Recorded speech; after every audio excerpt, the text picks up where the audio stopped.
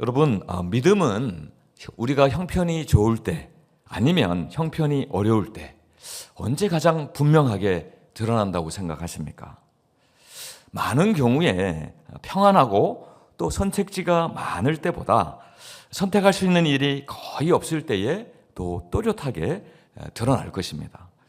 히브리서 11장에서 믿음이란 하나님을 어떻게 보고 또 그 하나님을 따라서 어떻게 무엇을 선택하느냐의 문제라고 믿음을 정의하고 있습니다. 오늘 우리가 함께 볼 히브리서 11장 23절 이 본문의 말씀은 조금은 독특합니다. 분명 모세의 이야기인데 이 23절 그 구절은요, 모세가 중심이 아닙니다.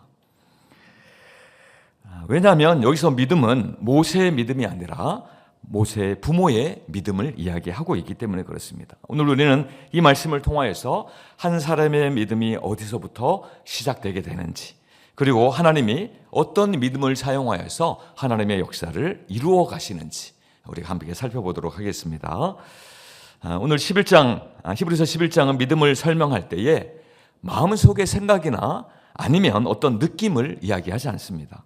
믿음은 늘 행동으로 사람들의 삶 가운데 드러나는, 그리고 그 삶 가운데 선택으로 나타나게 되어 있다는 것을 말씀하고 있습니다. 그래서 23절에서도 믿음으로 라고 시작하고 있지만 곧바로 이어서 행동이 나옵니다. 숨겼고 무서워하지 않았다. 다시 말해 믿음은 두려움 앞에서 어떤 행동을 하는가. 믿음으로 어떤 부모가 자신들의 아기를 숨기기로 선택했다라는 것을 23절에서 설명하고 있습니다. 자, 23절에서 누가 믿음을 선택하였습니까? 누가 그 아기를 숨기기로 선택하였습니까? 그 아기가 아니라 아기의 부모가 그것을 선택한 것입니다. 모세가 태어날 당시의 상황을 여러분 한번 생각해 보시기 바랍니다.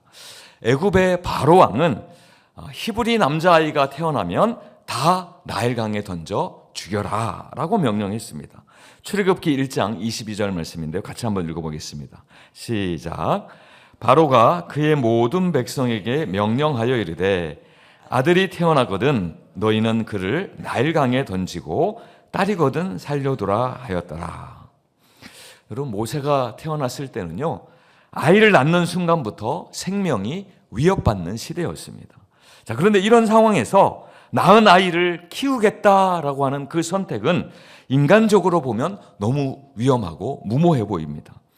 바로 왕의 명령은 해도 되고 안 해도 되는 그런 성격의 것이 아니었습니다. 반드시 따라야 하는 법이었습니다. 그렇게 현실적으로 가정을 지키고 이미 그 가정에 태어난 아이들이 있었거든요. 자라나 있는 아이들이 있었거든요. 그러니까 그 아이들이라도 지켜야 하지 않겠습니까? 또 그리고 자신들의 생명도 지켜야 되겠죠. 그러니까 지금 가장 안전한 선택은 사실은 태어난 그 남자아이를 나일강에 던져 죽이는 선택이었을 것입니다. 지금 자신들에게 태어난 남자아이를 숨기겠다라고 하는 그 선택은 사실은 자신들의 목숨을 거는 선택이었습니다. 목숨을 걸고 왕의 명령을 거스르는 행동이었습니다. 자, 그런데 오늘 본문 말씀은 또 이렇게 이야기합니다. 그 부모가 아름다운 아이임을 보고 석 달 동안 숨겨 왕의 명령을 무서워하지 아니하였으며, 이 말은 지금 그 부모가 그 낳은 아이를 살리겠다고 선택한 그 선택은 지금 돌아가는 상황을 잘 몰라서 그런 선택을 했다는 뜻이 아닙니다. 그 상황과 현실을 너무나 잘 알면서도 그 상황과 현실보다 더 큰 하나님을 신뢰했다는 것입니다. 성경 전체를 보면 하나님은 언제나 이런 사람들을 통하여서 일을 하셨습니다. 하나님은 개인의 믿음만을 따로 떼어 보시지 않습니다. 늘 가정과 공동체 안에서 그 믿음을 이어가게 하시는 것입니다.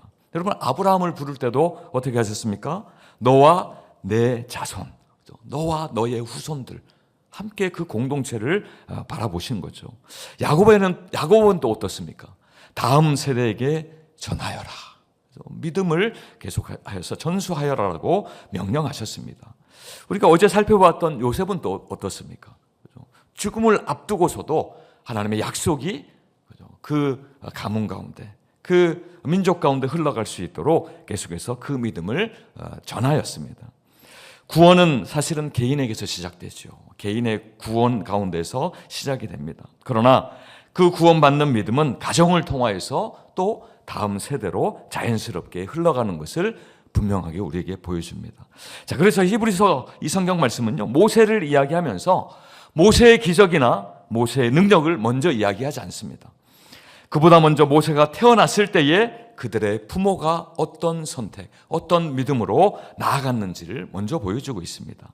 출애굽이라고 하는 엄청난 역사는 사실은 궁전이나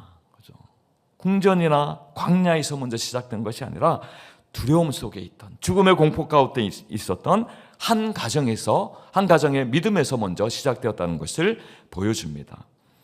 우리 본문의 말씀은 이 부모의 믿음을 이렇게 정의합니다. 왕의 명령을 무서워하지 아니하였으며. 이 말은 그냥 단순히 겁이 없었다.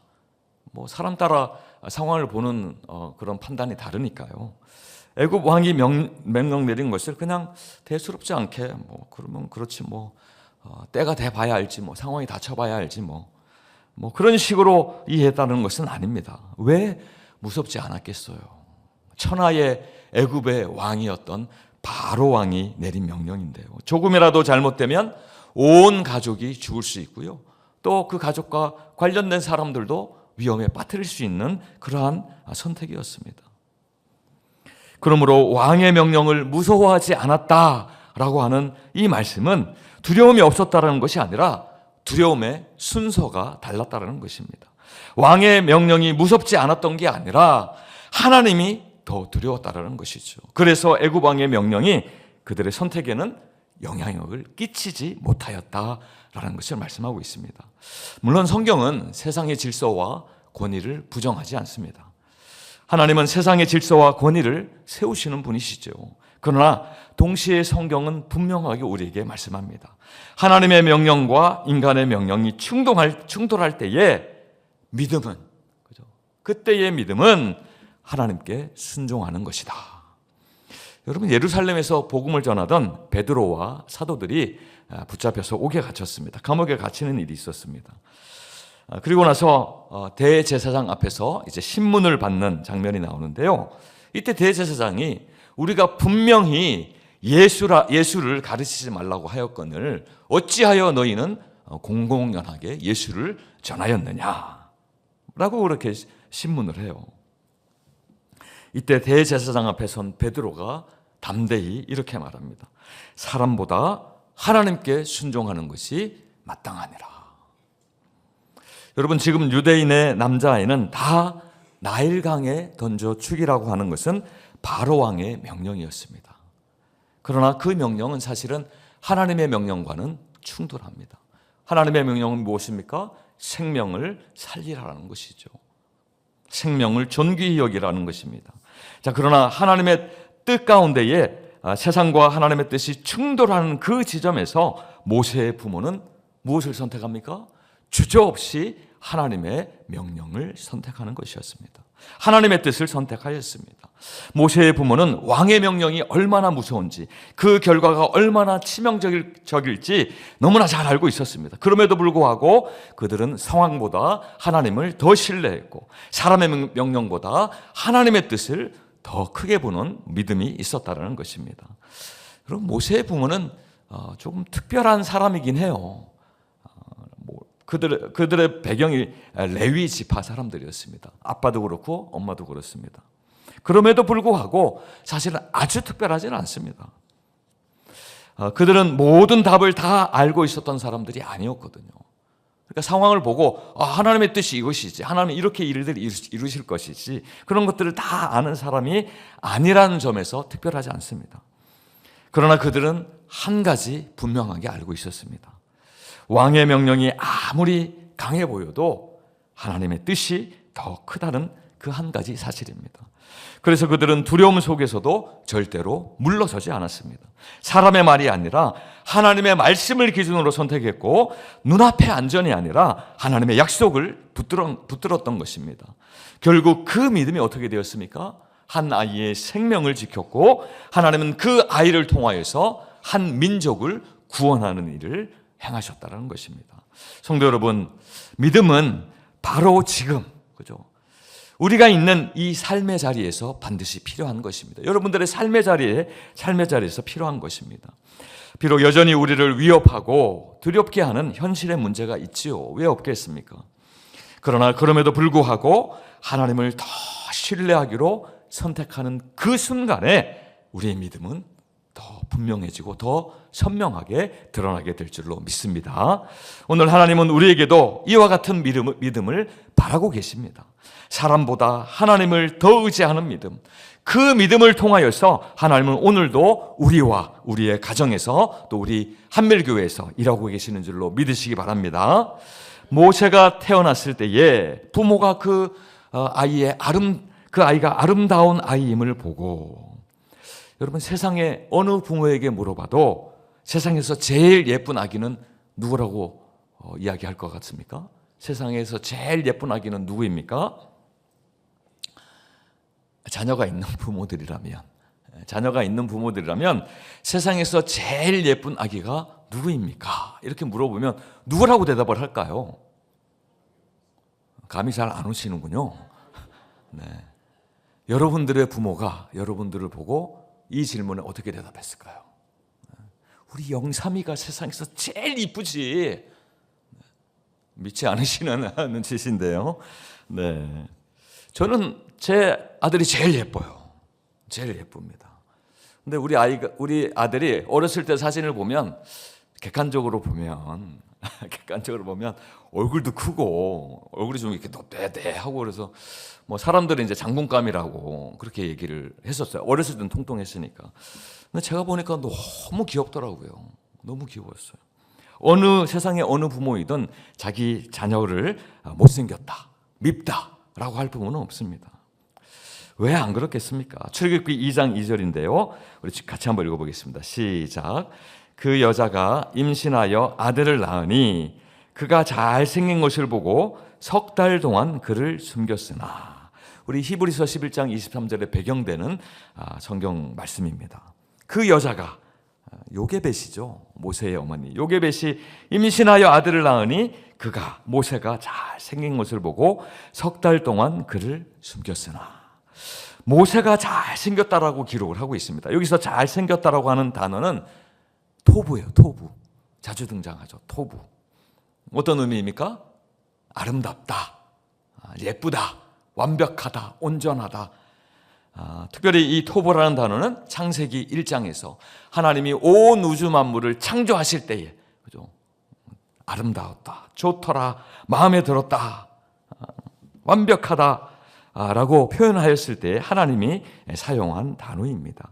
물론 이 토보라는 단어는 일반 동사로서 562번 정도 사용이 되었어요, 성경에. 그러니까 아주 많이 사용이 되었지요. 자, 그런데 오늘 창세기 2장 2절에서 이 잘생긴 것을 보고라고 했을 때 이 잘생겼다는 표현은 그 아기가 유독 예쁘고 잘생겼다라는 이야기로 이해하시면 안 되겠습니다. 성경이 이 표현을 굳이 기록한 데에는 분명한 이유가 있습니다. 여기서 말하는 아름다움은 단순한 외모적인 아름다움을 이야기하고 있지 않기 때문에 그렇습니다. 사도행전 7장 20절을 보면 이 말의 의미를 해석하고 있는데요. 우리 같이 한번 또 읽어보도록 하겠습니다. 시작. 그때에 모세가 났는데 하나님이 보시기에 아름다운지라 그의 아버지의 집에서 석 달 동안 길리더니. 하나님이 보시기에 아름다운 자였다라는 것을 말씀하고 있습니다. 다시 말하면요, 모세의 부모는 이 아이를 세상의 기준으로 본 것이 아니라 하나님의 눈으로 본 것입니다. 하나님이 모세를 어떻게 보고 있는가? 믿음의 눈으로 지금 바라보고 있는 것이죠. 여러분, 그 시대 상황을 생각해 보면 이 표현이 얼마나 놀라운 표현인지 알 수 있습니다. 남자아이가 집안에 태어난다는 것은 그 집안의 축복일까요? 아닐까요? 그 당시에는 아니었어요. 축복이 아니었습니다. 저주였습니다. 그러니까 부모님들이 출산 직전에 조마조마한 거죠. 두려운 거죠. 여자아이가 태어나야 살 수 있는데 남자아이면 어떻게 하지? 그 아이를 어떻게 하지? 오히려 태어나는 순간부터 남자아이는요, 죽어야 하는 존재였고 집안 전체를 위험에 빠뜨리는 존재가 되는 것입니다. 그 아이 하나 때문에 온 가정이 망할 수 있는 그런 상황입니다. 자, 그런데도 부모는 그 아이, 어떤 아이였어요? 남자였어요? 여자였어요? 남자아이 아니었습니까? 그 아이를 보며 이렇게 판단하는 것입니다. 이 아이는 하나님의 손에 붙들린 생명이다. 여러분, 이게 바로 믿음인 줄 믿으시기 바랍니다. 믿음은 현실을 못 보는 게 아니에요. 모세의 부모도 현실을 잘 보았습니다. 왕의 명령이 무서운지, 얼마나 무서운지, 아이를 숨기는 게 얼마나 위험한 선택인지를 잘 알고 있었다는 것입니다. 그런데 믿음은요, 그런 현실에다가, 그런 현실을 보는 판단에다가 하나님의 뜻을 얹어놓는 것입니다. 하나님이라는 렌즈로 끼고 바라보는 것입니다. 현실이 기준이 되는 것이 아니라 하나님의 관점이 기준이 되는 것입니다. 여러분, 그것이 바로 믿음인 줄 믿으시기 바랍니다. 지금까지 우리가 살펴본 믿음의 사람들을 보면요, 늘 이런 방식으로 현실을 바라보았어요. 크고 강한 것에서부터 시작하는 일은 드물었습니다. 언제나 작고 연약한 곳에서. 여러분, 아브라함과 사라는 어떻습니까? 다 늙은, 세상이 이제는 소망이 없다라고 하는 그 두 사람의 몸에서 약속의 생명이 태어나게 되었습니다. 또 형들에게 버림받은 요셉은 어떻습니까? 그 요셉을 통하여서 한 민족이 구원 얻지 않았습니까? 오늘 본문에서도 죽어야 할 그 운명에 놓인 그 아기를 통하여서 하나님은 이스라엘 민족을 구원하셨습니다. 그러므로 모세의 부모가 이 아이를 아름답게 보았다라고 하는 이 말은요, 이 아이의 인생이 바로의 손에 있지 않고 세상에 있지 아니하고 하나님의 손에 있다는, 하나님의 뜻에 있다라는 믿음의 고백인 줄 믿으시기 바랍니다. 아직 아무 일도 일어나지 않았어요. 그냥 단순히 한 어린 아이일 뿐입니다. 그러나 하나님이 이 생명을 어떻게 쓰실지 믿음의 눈으로 바라보고 또 신뢰하는 믿음이었던 것입니다. 자, 그러기에 모세의 부모는 그를 석 달 동안이나 숨길 힘과 용기를 얻었다라는 것입니다. 여기서 숨겼다라고 하는 말은요, 아주 값진 보물, 나에게 꼭 필요한 것, 내가 절대적인 가치, 아주 귀중한 가치를 두고 있는 그것을 소중히 여겨서 숨겨놓는 것, 안전한 곳에 보관해 놓는 것, 그런 의미가 있습니다. 안 그래도 너무 귀중하고 소중한 자식이지만 그 자녀에게 하나님의 뜻과 비전이 있기 때문에 모세의 생명을 보존하려고 최선을 다한 모세의 부모의 모습을 이 석 달 동안이나 숨겼다라고 하는 말씀을 통해서 우리는 알게 되었습니다. 우리 출애굽기 2장 3절인데요. 같이 한번 읽겠습니다. 시작. 더 숨길 수 없게 되매 내 상자를 가져다가 역청과 나무 진을 칠하고 아기를 거기 담아 나일 강가 갈대 사이에 두고. 여러분, 모세를 석 달 동안이나 그렇게 숨겼다고 합니다. 그러니까 끝까지 숨긴 거예요. 그 아이를 최선을 다하여서 끝까지 숨긴 것이죠. 그러나 이제 석 달이 좀 지나고 나면 이 아이가 이제 힘을 얻습니다. 이제 건강하게 자라는 거죠. 그러면 키도 클 뿐만 아니라 몸집도 커질 뿐만 아니라 목청도 같이 커지게 되죠. 우리가 아이가 처음에 태어나면 소리가 크긴 합니다. 처음 들어보니까 엄청 크더라고요. 근데 이제 점점 더 커가면 이제 목소리가 이제 아주 굵어지고 또 중후해지면서 멀리 퍼져가는 소리가 돼요. 그러니까 아이가 자라면서 이제 한번 울기라도 하면 이 집에 아이가 있구나. 근데 또 음색을 구분하는 거죠. 아, 남자아이구나. 남자아이가 숨겨져 있구나. 많은 사람들이 알게 되는 것이지요. 결국 이 모세의 부모는 어떤 선택을 합니까? 갈대로 엮은 상자를 만들어서 그 안에 역청과 나무 진을 안팎으로 꼼꼼하게 발라서 물이 스며들지 않게 합니다. 모세의 부모는 아기의 생명을 구하기 위해서 그들이 할 수 있는 최선을 지금 다 하고 있는 것을 보여줍니다. 그리고 모세를 갈대 상자에 넣어서 나일강에 어떻게 합니까? 띄어보내는 거예요. 그의 생명을, 모세의 생명을 믿음으로 하나님께 맡겨드리는 것이죠. 하나님을 신뢰하는 사람은 하나님이 다 하실 것이라는 믿음 때문에 그냥 두 손 놓고 그렇게 넋 놓고 있는 사람이 절대 아닙니다. 오히려 참된 믿음의 사람은 자기에게 맡겨진 사명을 위하여서 자기가 할 수 있는 대로 최선의 노력과 정성을 다하는 사람입니다. 그리고 이제 하나님이 최선의 결과를 주실 것을 믿음으로 바라보면서 그 결과를 하나님께 맡기는 것입니다. 그것이 바로 성경적인 믿음의 사람입니다. 우리는 오늘 보통 우리를 둘러싼 상황을 이렇게 사람들은 계산을 하죠.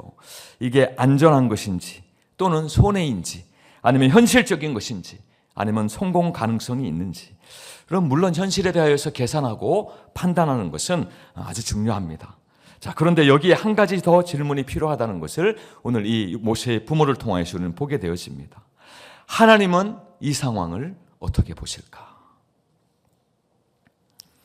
제가 미국에 가니까요. 2005년에 갔는데 그때 미국에 가서 이렇게 미국 사람들의 삶의 모습을 궁금하니까 유심히 보지 않겠습니까? 근데 이 차 범퍼나 아니면 팔찌 아니면 성경책 앞에 스티커에다가 WWJD 그럼 이니셜을 그렇게 붙여놓고 다니는 것을 보았어요. 근데 보니까 주로 교회를 다니는 사람들이 그것을 많이 붙이고 다니고 있더라고요. 그래서 저게 무슨 표현인가 보다 라고 생각하면서 보니까 이런 표현이었어요. What would Jesus do? What would Jesus do? 이런 표현인 거예요. 예수라면 어떻게 하실까? 예수라면 이 상황에 어떻게 하실까? 예수라면 이 상황 가운데 어떻게 선택하실까? 무엇을 선택하실까?라는 질문이었던 거죠. 그러니까 그런 하나의 어떤 운동들이 있었던 거예요. What would Jesus do? 무브먼트라 그래가지고 그러니까 이 모든 되어지는 상황에 되어지는 일들 가운데 예수님의 관점으로 생각하고 판단하기 운동. 그런 것들이 아주 활발하게 일어나고 있었던 것을 보았습니다. 자, 모세의 부모는 아이를 살리는 게 자신들에게 유리한지 불리한지 따지지 않았습니다. 그들은 먼저 믿음으로 본 것입니다. 이 아이의 생명은 하나님께서 귀하게 여기시는 생명이다라는 것이죠. 성도 여러분, 지금 우리는 무엇을 과연 보고 있습니까? 혹여 두려움만 보고 계시지는 않습니까? 우리 인생의 위험이나 부담이나 불안이 될 것을 먼저 보고 있지는 않습니까? 특별히 다음 세대를 바라볼 때는 어떻습니까? 여러분, 우리 한국 사회도 다음 세대를 바라볼 때 긍정적인 말이 많습니까? 아니면 부정적인 그러한 말이 많습니까? 부정적인 그런 평가들이 많고 또 예상들이 많습니다. 요즘 세대는 어렵다. 미래가 어렵다. 미래가 없다. 키우기 너무 힘들다. 물론 이런 말들이 다 틀린 말은 아닙니다. 현실을 보니까 그렇기도 합니다. 그러나 여러분, 저와 여러분들 안에 있는 믿음은 어떻습니까? 믿음은 거기에서 멈추는 것이 아니죠. 믿음은 오히려 이렇게 이야기합니다. 다음 세대를 바라보면서요. 그래도 저들이 상황 가운데 삶 가운데 힘들고 까다롭고 어렵긴 하지만 그래도 저들 하나님 보시기에 저들을 아름다운 생명이다. 그래도 하나님이 저들을 포기하지 아니하신다. 저 세대를 하나님이 들어서 하나님의 놀라운 일들을 이루실 것이다. 하나님의 놀라운 선교 계획과 구원 계획을 저들을 통하여서 이루실 것이다. 그렇게 보는 것이죠. 모세의 부모는 절망적인 상황 가운데서도 모세를 보며 절망하지 않습니다. 그들은 아이를 보며 하나님을 보았습니다. 결국 믿음으로 바라본 그 시선을 통하여서 그 생명이 살게 되었고 한민족이 살게 되는 것입니다. 오늘 하나님은 우리에게도 이렇게 묻고 계십니다. 너는 지금 무엇을 보고 있느냐? 현실만 보고 있느냐? 아니면 현실을 향한 나의 뜻도 함께 보고 있느냐? 여러분, 이 질문 앞에서 여러분 이렇게 기도할 수 있기를 바랍니다. 주님, 이 상황 속에서 하나님 보시기에 아름다운 것을 선택하는 믿음을 주시옵소서. 그 믿음의 눈이 오늘 우리의 선택을 바꾸고 내일의 역사를 여는 시작이 될 줄로 믿습니다. 믿음은 모든 두려움이 사라진 상태가 아닙니다. 여러분, 모세의 부모를 둘러싼 상황을 보십시오. 엄청난 두려움이 있지 않았습니까? 그러나 그 두려움이 그들의 결정을 선택하지 못했습니다. 지배하지 못했습니다. 믿음은 현실의 두려움 위에 하나님을 세우는 태도입니다. 이제 말씀을 했습니다. 오늘 우리의 삶도 마찬가지입니다. 우리도 보지 못하는 내일을 향하여서 두렵고 또 어떻게 내일이 우리 가운데 어떠한 의미가 있을까 염려가 됩니다. 그러나 우리가 보지 못하는 내일을 향하여서 하나님은 오늘의 믿음으로 그렇게 설하라고 우리에게 말씀하십니다. 오늘 하나님을 신뢰하며 내리는 선택은 반드시 하나님의 손 안에서 의미 있게 이어질 줄로 믿습니다. 자, 그러므로 오늘 우리의 삶의 자리에서 사람보다 하나님을 더 신뢰하고 상황보다 하나님의 약속을 더 붙드는 믿음으로 나아가시기를 바랍니다. 이 믿음이 우리의 가정에서 시작되고 또 우리의 삶을 통하여서 이어지며 우리의 자녀들과 우리 한밀교회의 다음 세대에 계속해서 이어지기를 예수 그리스도 이름으로 간절히 축원드립니다.